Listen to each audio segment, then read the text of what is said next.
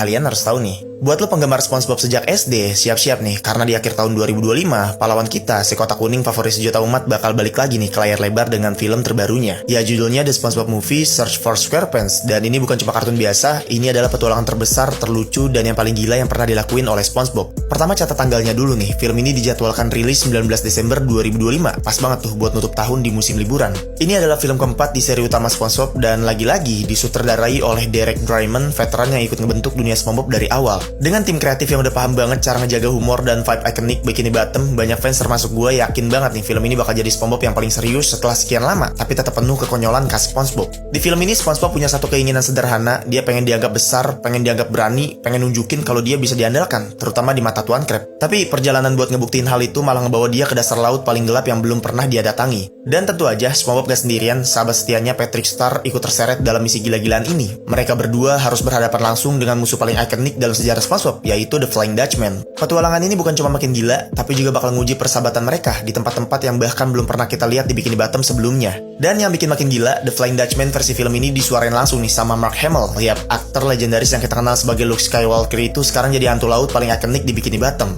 Suara Mark Hamill yang biasanya sangar dan penuh karakter bikin The Flying Dutchman di film ini kerasa jauh lebih megah, lebih menakutkan, dan jadi ancaman yang beneran serius. Bahkan reviewer awal bilang ini adalah versi Dutchman yang paling intimidating nih dibanding yang pernah muncul di serinya.